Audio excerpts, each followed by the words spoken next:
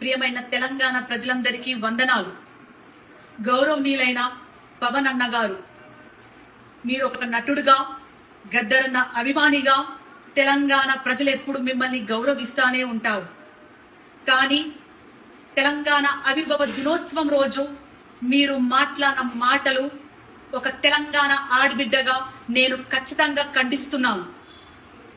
తెలంగాణ సినిమాల్లో యాక్ట్ చేస్తే రాలేదు, తెలంగాణ పొత్తులకు పోతే రాలేదు, తెలంగాణ పైసలు వంచితే రాలేదు, తెలంగాణ లాబీలు చేస్తే రాలేదు.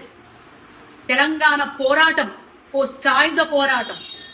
తమ రక్తం చిందించిన గడ్డగా నిలబడ్డ తెలంగాణ బిడ్డల త్యాగాల పోరాటం. తెలంగాణ ఒక ఆత్మగౌరవ పోరాటం.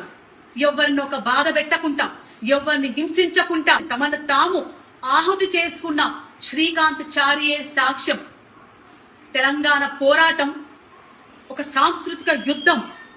పాటలతోని, మాటలతోని ప్రజల్లోకెళ్లి, గడప గడపకెళ్లి ప్రజల్ని చైతన్యవంతం చేసిన పోరాట గాథలున్న చరిత్ర ఈ తెలంగాణ గడ్డ. మా భూములు మావి, మా నీళ్లు మావి, మా పాలన మాది అనే ఒక నినాదంతో పల్లె పల్లె, గడప గడప త్యాగాలు చేసి సాధించుకున్న పోరాట గడ్డ. తొలి దశ తెలంగాణ పోరాటంలో 2000 పైన అమరులయ్యారు. అది ఆన్ రికార్డ్. కానీ ఎంతో మంది అడవిలో అన్నలు తెలంగాణ కోసం సపోర్ట్ చేస్తూ వాళ్ళని ఎన్కౌంటర్ చేయించబడ్డారు. అట్లాగే మలి దశ తెలంగాణ ఉద్యమంలో ఎంతో మంది విద్యార్థులు, 1200 మంది విద్యార్థులు అమరులయ్యారు.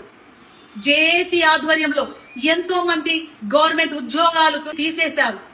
ఎంతో మంది ఆడబిడ్డలు, తల్లులు తమ కొడుకులని, తమ బిడ్డలని నడవండ్రా బిడ్డ, మన తెలంగాణ మనది, మీరు ముందుకెళ్ళండి, పోరాటంలో భాగం కండి, మేం కుటుంబాలను చూసుకుంటాం అని వీరగాథలు నడిచిన తెలంగాణ మనది. ఎస్, మీరన్నట్టే ఈ తెలంగాణ గడ్డ మా అయ్యల జాగీరే.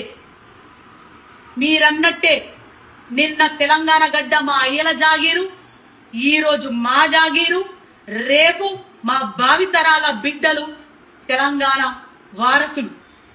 ఇది మా గడ్డనే, మా తెలంగాణ గడ్డనే, మా త్యాగాల గడ్డనే అని తెలియజేసుకుంటూ జై తెలంగాణ, జోహర్ తెలంగాణ అమరవీరులకు.